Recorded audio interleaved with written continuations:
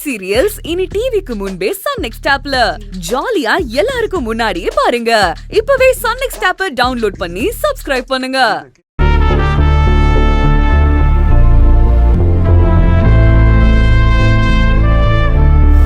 அண்ணே, ஒரு ஆம்பளை ஒரு தொழில் ஆரம்பிக்கிறான்னா அவன் வாழ்க்கைய ஆரம்பிக்கிறான்னு அர்த்தம். இப்ப நீங்க கெடுத்தது என்னோட வாழ்க்கைய. கார்த்தி விஷயத்தை பத்தி சுப்பு அக்கா கிட்ட சொல்லி ஹெல்ப் கேட்கலாமா?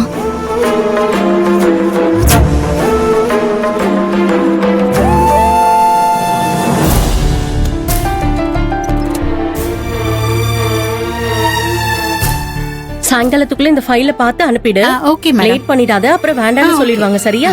நீயே பாத்துக்கோன்னு. சொல்லு கண்ணு. நீங்க எனக்கு ஒரு ஹெல்ப் பண்ணணும்க்கா. வா. என்ன கண்ணு, என்ன ஹெல்ப்? என் குழந்தை கார்த்திய உங்களுக்கு தெரியும்ல, அவனுக்கு இன்னும் லைஃப் செட்டில் ஆகவே மாட்டேங்குது. அவன் என்ன செஞ்சாலும் அதுல ஏதாவது ஒரு இடைஞ்சல் வந்துட்டே இருக்கு. இப்பதான் கொஞ்ச நாளைக்கு முன்னாடி மெக்கானிக் ஷாப் ஓபன் பண்ணான். ஆனா அது எதிர்பார்த்த அளவுக்கு இல்ல.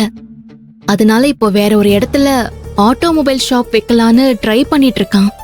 ஒரு நல்ல இடத்த கடைக்கு பார்த்துட்டு கடை ஓனர் கிட்ட அட்வான்ஸ் கொடுக்கறதுக்குள்ள அதுல என்னென்னமோ பிரச்சனையாகி அது முடியாமலே போயிடுச்சு.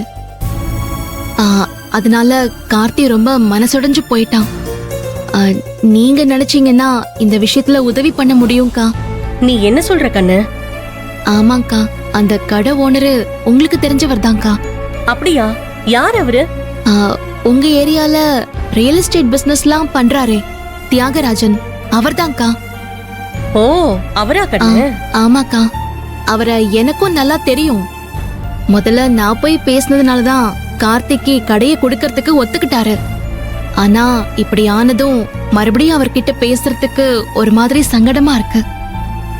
ஆனா நீங்க ஒரு வார்த்தை சொன்னீங்கன்னா அவர் கண்டிப்பா தட்ட மாட்டார்ல.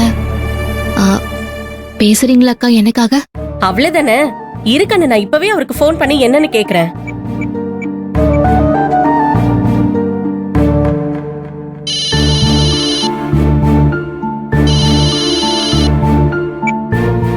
ஹலோ. ஹலோ, நான் சுப்பு பேசுறேன். அண்ணாச்சி இருக்காங்களா? இதோ இருங்க, குடுக்கறேன். ஏங்க, சுப்பு பேசுறாங்க. குடு. வணக்கம்மா, எப்படி இருக்கீங்க? வணக்கங்க, நான் நல்லா இருக்கேன். நீங்க எப்படி இருக்கீங்க? ஆண்டவன் புண்ணியத்துல நல்லா இருக்கம்மா. என்னம்மா திடீர்னு கூப்பிட்டுருக்கீங்க? நம்ம ஆதிரையோட கொழுந்தனார் கார்த்திக் கடை வைக்கிற விஷயமா உங்ககிட்ட பேசிருந்தாங்களாமே. ஆமாம்மா. எனக்காக அந்த கடைய நீங்க கார்த்திக்கே கொடுக்கணும். இல்லையம்மா, அது முடியாதே.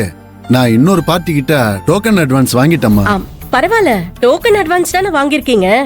அத அவங்க கிட்ட திருப்பி கொடுத்துருங்க. அந்த கடைக்காக முதல்ல பேசினது கார்த்திக் தானே அண்ணாச்சு? ஆமாம்மா. அப்புறம் நீங்க இப்படி கைவிடலாமா?